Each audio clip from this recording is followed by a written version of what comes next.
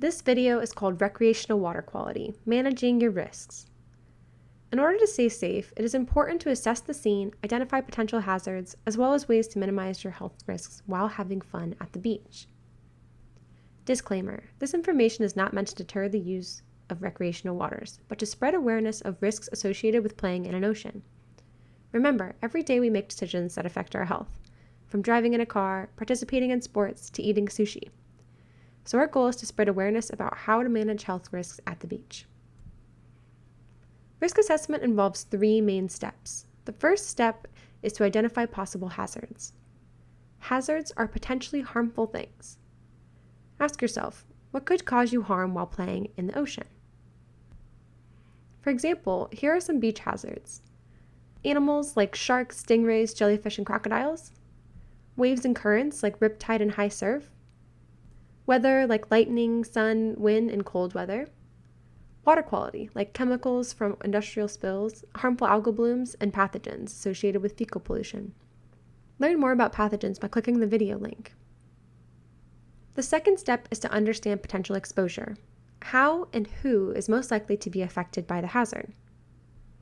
It's important to consider who the person is, age, and health, as well as what the activities they are doing in relation to the hazard.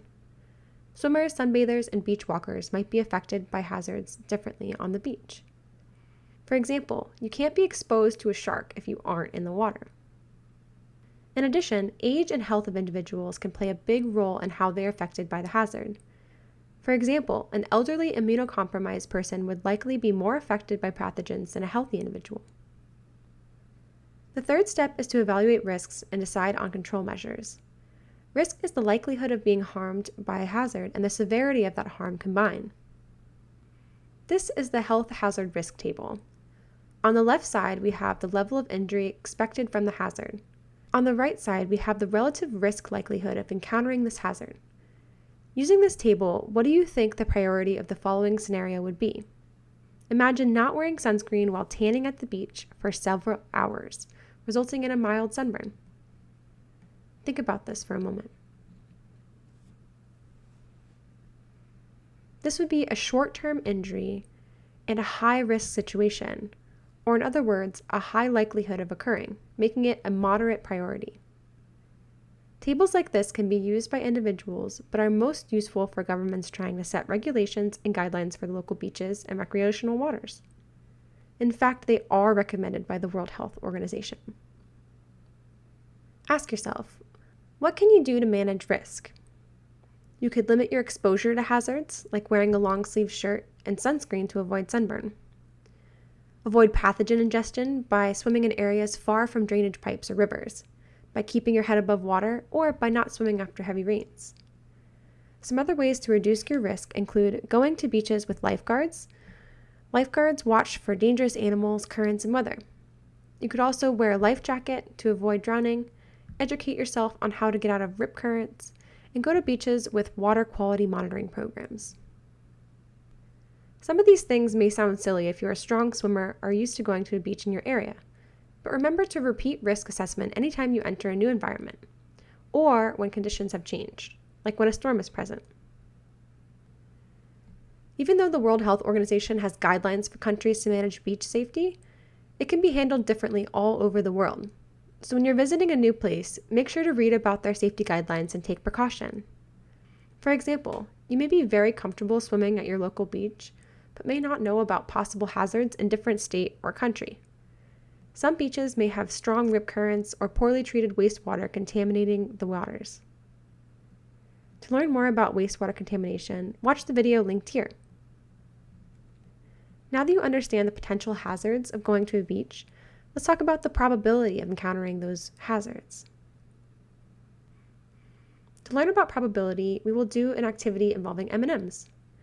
This exercise will help you understand risk assessment and the probability of being exposed to a hazard. Think of this activity as a way to build a story. The amount of M&Ms in your bag do not match your actual risk at the beach. Watch the steps of the activity and examples before you do it on your own using the link in the description.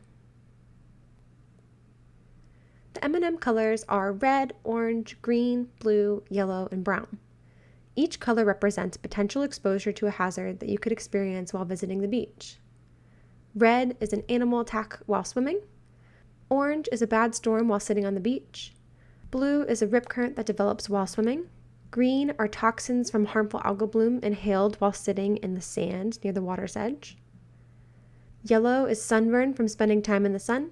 And brown is pathogens accidentally ingested from swimming in waters with fecal pollution. First, count all M&Ms from an individual bag. Count total amount of M&Ms and by color. Note that not all bags have every color. For example, this bag has a total of 15 M&Ms and does not have any green.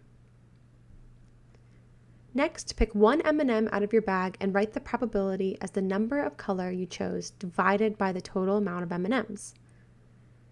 In this story, you are likely to encounter an animal attack 4 out of 15 times you go swimming at the beach. Sounds like a dangerous beach. Next, we will see what the probability of pulling one color, then a second color out of a bag is. Choose one color and write the number of that color divided by the total.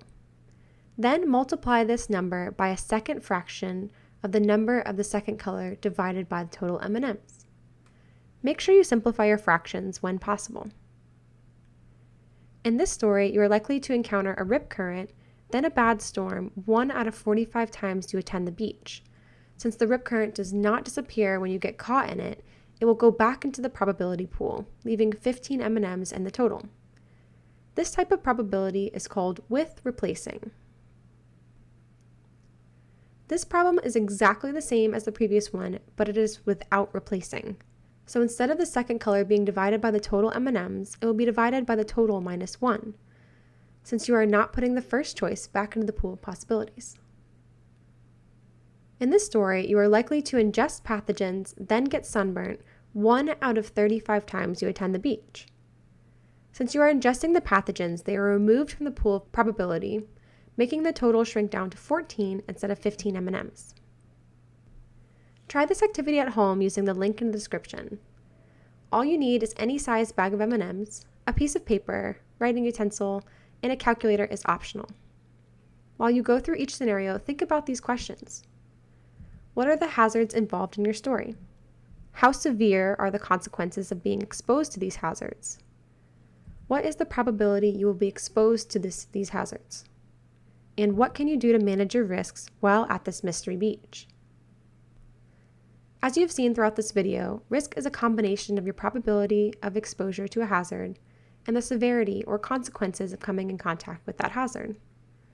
Beach management and policy decisions are made in similar ways you learned today. Risk is all around us, so do what you can to minimize it by assessing your situation and taking precautions based on your situation. Stay safe and healthy!